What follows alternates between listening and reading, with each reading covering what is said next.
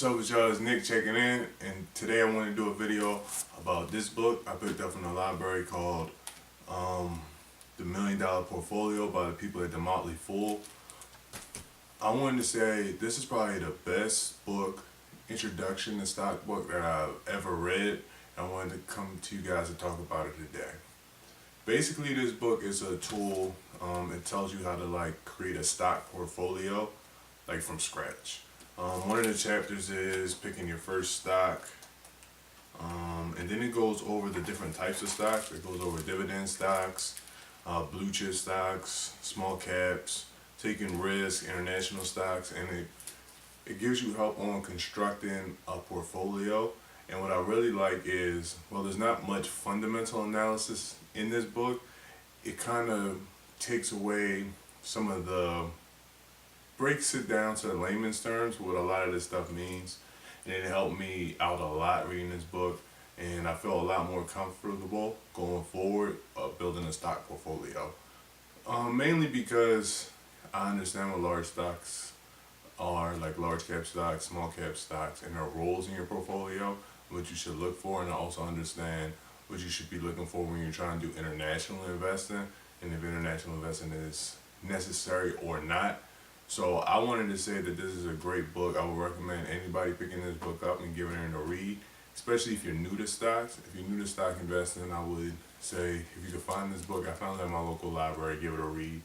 The way it talks about the different types of stock, it makes it very easy to digest, and I feel a lot more comfortable going forward looking at the stock market and knowing what I'm looking for and knowing what I'm looking at, more importantly.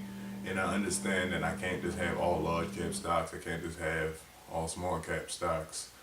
There's people in the comments going to say you can do that kind of stuff, but if I want to have a diversified portfolio and I understand that small cap stocks, you invest in that stuff hoping that one day it becomes a large cap stock, and that's how you can make your return. You have large cap stocks that are kind of more stable, more steady growth, but you also want to have some big growth in your portfolio.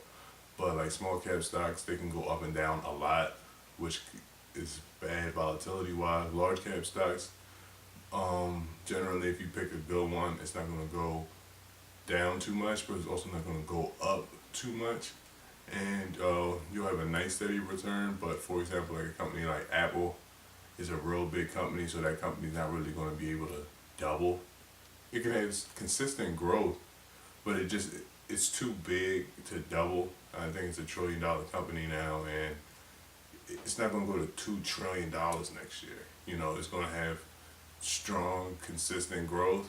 With a small cap company, like if you got into Costco, before Costco got big, companies can be 3 baggers, 4 baggers, 5 baggers, and a bagger basically is like a multiple, like 3 times, 4 times, 10 baggers. Like if you want to get one of those, you're going to have to get like a small cap stock, and then you can have companies that sometimes don't meet all your criteria, but they have potential, or they're in a specific niche you have comfortable in, and you have to understand that you're taking that risk, but understand that that risk could pay off, but it also could flop.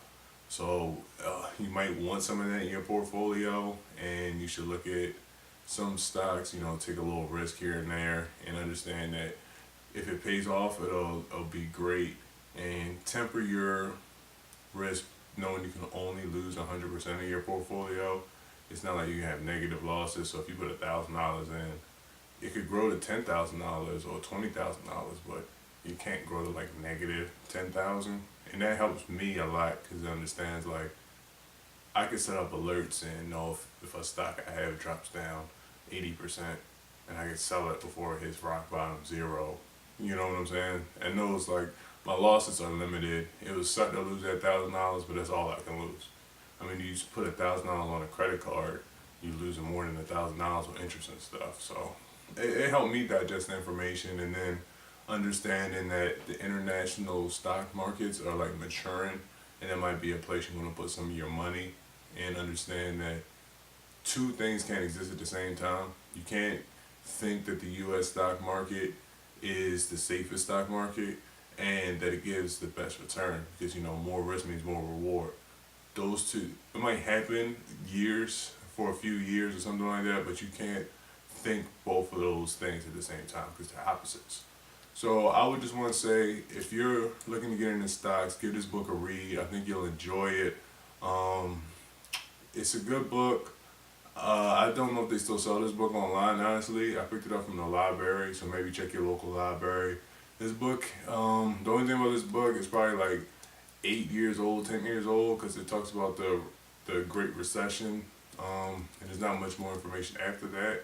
So it's not the most current book, but if you're looking to get into stocks, this book is a easy read, and it's a good read. You'll get a lot of good information. So if you want this is probably the best book I've read on stock, introduction to stocks so far. So if you want to get into stocks, I would probably say this is my most recommended book so far to get started investing in the stock market. So this is Nick checking out. Appreciate the time today, guys. I'll talk to y'all next time.